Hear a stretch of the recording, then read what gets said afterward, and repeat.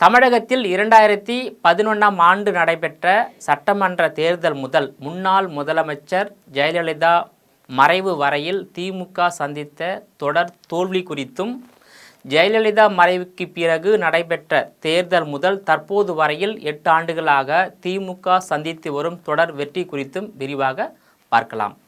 தமிழகத்தில் 1989ஆம் ஆண்டு முதல் 2011ஆம் ஆண்டு வரையில் அதிமுக மற்றும் திமுக 5 ஆண்டுகளுக்கு ஒரு முறை என மாறி மாறி தமிழகத்தை ஆட்சி செய்து வந்தது. 2011 சட்டமன்ற தேர்தலில் 2011 திருச்சி மேற்கு இடைத்தேர்தல், 2011 உள்ளாட்சி தேர்தல், 2012 சங்கரன்கோவில் இடைத்தேர்தல், 2012 புதுக்கோட்டை இடைத்தேர்தல், 2013 ஏற்காடு இடைத்தேர்தல், 2014 சென்னை ஆலந்தூர் இடைத்தேர்தல், 2014 நாடாளுமன்ற தேர்தல், 2015 ஸ்ரீரங்கம் இடைத்தேர்தல், 2015 சென்னை ஆர்கே நகர் இடைத்தேர்தல், 2016 தமிழக சட்டமன்ற தேர்தல், 2016ஆம் ஆண்டு நடைபெற்ற 3 தொகுதிகளுக்கான இடைத்தேர்தல், 2017ஆம் ஆண்டு நடைபெற்ற ஆர்கே நகர் இடைத்தேர்தல் என தொடர்ந்து திமுக 13 தேர்தலில் தோல்விகளை சந்தித்துள்ளது குறிப்பிடத்தக்கதாகும். அதேபோல் தமிழகத்தின் முன்னாள் முதலமைச்சர் ஜெயலலிதா மறைவுக்கு பிறகு நடைபெற்ற நாடாளுமன்ற தேர்தல், சட்டமன்ற தேர்தல், சட்டமன்ற இடைத்தேர்தல், உள்ளாட்சி தேர்தல் என பல்வேறு தேர்தல்களில் அதிமுக தொடர்ந்து 11 தோல்விகளை சந்தித்து வருவதாகவும் கூறப்படுகிறது. குறிப்பாக 1967ஆம் ஆண்டு நடைபெற்ற சட்டமன்ற தேர்தலில் அறிஞர் அண்ணா தலைமையிலான திமுக வெற்றி பெற்று முதலாக தமிழகத்தில் ஆட்சியை கைப்பற்றியது. 1971இல் நடைபெற்ற சட்டமன்ற தேர்தலிலும் மீண்டும் 2வது முறையாக கலைஞர் கருணாநிதி தலைமையிலான திமுக வெற்றி பெற்று ஆட்சியை கைப்பற்றியது.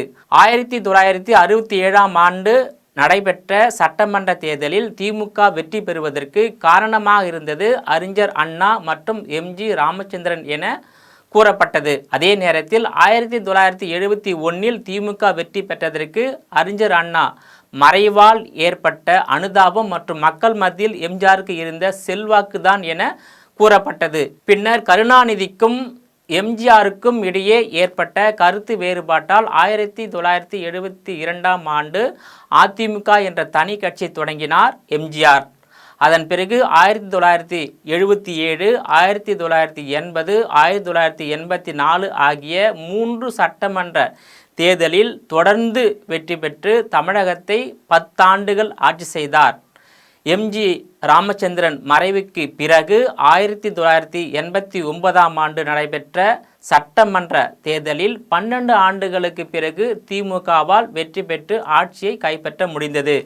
1989 முதல் 2011 வரையில் அதிமுக மற்றும் திமுக 5 ஆண்டுகளுக்கு ஒரு முறை என மாறி மாறி வெற்றி பெற்று ஆட்சி செய்து வந்தனர்.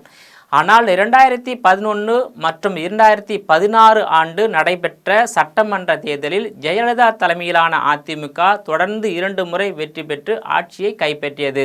குறிப்பாக 2011 முதல் முன்னாள் முதலமைச்சர் ஜெயலலிதா மரணமடையும் வரையில் நடைபெற்ற சட்டமன்ற, நாடாளுமன்ற, சட்டமன்ற இடைத்தேர்தல் மற்றும் உள்ளாட்சி தேர்தல் என தொடர்ந்து 13 முறை அதிமுக வெற்றி பெற்றது. திமுக தோல்வியை சந்தித்தது வரலாறாக பேசப்படுகிறது.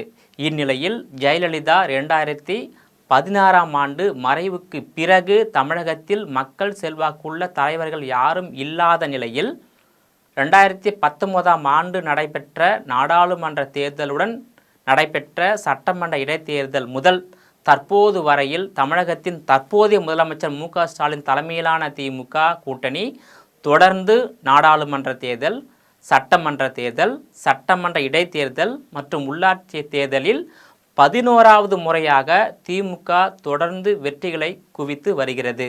அதிமுக தொடர் தோல்வியை சந்தித்து வருகிறது. இந்நிலையில் கடந்த காலத்தை மறந்து விட்டு நிகழ்காலத்தை மட்டுமே நினைவில் கொண்டு திமுக 2026இல் நடைபெற உள்ள சட்டமன்ற தேர்தலில் 200 இடங்களில் வெல்வோம் என முதலமைச்சர் மு.க. ஸ்டாலின் மற்றும் திமுக அமைச்சர்கள் உள்பட அனைவரும் கூறி வருவது விந்தையானது என அதிமுக தரப்பில் கூறப்படுகிறது. அதிமுக தொடர்ந்து 10 தோல்வி 11 தோல்வி என்று ஏளனம் பேசும் திமுகவினர் தங்கள் கடந்த கால தொடர் தோல்விகள் மறந்து விட்டீர்களா அல்லது மறைக்கிறீர்களா என்பது புரியவில்லை என்ற கேள்வியும் அதிமுகவினர் எழுப்பியுள்ளனர். அதேபோல் அதிமுகவும் 200 இடங்களில் வெற்றி பெற்று 8வது முறையாக தமிழகத்தில் ஆட்சியை கைப்பற்றுவோம் என உறுதியாக தெரிவித்துள்ளது. தமிழக வெற்றி கழகம் வலுவான கூட்டணி அமைத்து தேர்தலை சந்தித்து வெற்றி பெற்று முதலாக தமிழகத்தில் ஆட்சியிலும் பங்கு அதிகாரத்திலும் பங்கு கொடுத்து கூட்டணி ஆட்சி அமைப்போம் என்ற இலக்கை எட்டுவோம் என அக்கட்சியின் தலைவரும் நடிகருமான விஜய் தெரிவித்துள்ளார். இதேபோல் வரும் காலங்களில் தமிழகத்தில் கூட்டணி ஆட்சிதான் அமையும். கூட்டணி ஆட்சியில் பாமக நிச்சயம் இடம் பெறும் என்று அதன் தலைவர் அன்புமணி ராமதாசும் தெரிவித்துள்ளார். அதேபோல் 2026 சட்டமன்ற தேர்தலில் பாஜக தலைமையிலான தேசிய ஜனநாயக கூட்டணி கட்சி ஆட்சியை நிச்சயம் கைப்பற்றுவோம், குறிப்பாக திமுக ஆட்சியை தமிழகத்தில் இருந்து அகற்றும் வரையில் தன்னுடைய கால்களில் காலணிகளே அணிய மாட்டேன் என விரதத்தில் இருந்து வருகிறார் பாஜக மாநில தலைவர் அண்ணாமலை அவர்கள். குறிப்பாக ஆளும் திமுக ஆட்சிக்கு எதிராக பாஜக மற்றும் அதன் கூட்டணி கட்சிகள், அதிமுக மற்றும் அதன் கூட்டணி கட்சிகள், பாமக, நாம் தமிழர் கட்சி, தமிழக வெற்றி கழகம் என பல்வேறு அரசியல் கட்சிகள் ஒத்த கருத்துடன் திமுகவை எதிர்ப்பதை பார்க்கும்போது தமிழகத்தில் திமுகவின் ஆட்சி தொடர்ந்து 2வது முறையாக அமைவதற்கான வாய்ப்பு குறைவு என்றுதான் சொல்ல வேண்டும். எது எப்படியோ தமிழகத்தில் 2026 அமைய உள்ள ஆட்சி கூட்டணி ஆட்சியாகத்தான் இருக்கும் என்பது உறுதியாகிவிட்டது. கூட்டணி பலத்துடன் இருக்கும் திமுகவிற்கும் கூட்டணி பலம் இல்லாமல் இருக்கும் அதிமுகவிற்கும் இடையே கடும் போட்டி இருக்கும் என்றே எதிர்பார்க்கப்படுகிறது.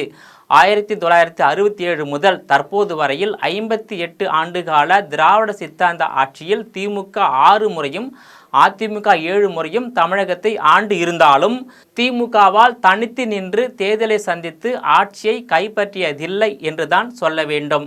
அதே நேரத்தில் 2014 நாடாளுமன்ற தேர்தல், 2016 சட்டமன்ற தேர்தலில் அதிமுக தனித்து நின்று தேர்தலில் வெற்றி பெற்றுள்ளது. இந்நிலையில் திமுகவின் கூட்டணி பலம் வெல்லுமா, கூட்டணி பலமில்லாத மக்களின் பலத்துடன் உள்ள அதிமுக பலம் வெல்லுமா, அதிமுக மற்றும் திமுகவிற்கு மாற்றாக பாஜக தலைமையிலான தேசிய ஜனநாயக கூட்டணி வெல்லுமா அல்லது தமிழக வெற்றி கழகத்தின் தலைமையில் அமைய உள்ள புதிய கூட்டணி வெற்றி பெற்று தமிழகத்தில் அரசியல் களத்தில் புதிய மாற்றத்தை ஏற்படுத்துமா? இத்தகைய புதிய மாற்றத்தை தமிழக வாக்காளர்கள் ஏற்படுத்துவார்களா என்பதை பொறுத்திருந்தே பார்க்க வேண்டும்.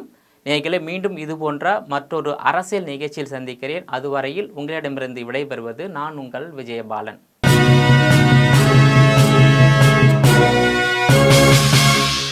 உடனுக்குடன் அப்டேட் தெரிந்து கொள்ள ஜெம் டிவி தமிழ் ஆப்பை இன்ஸ்டால் செய்யவும்.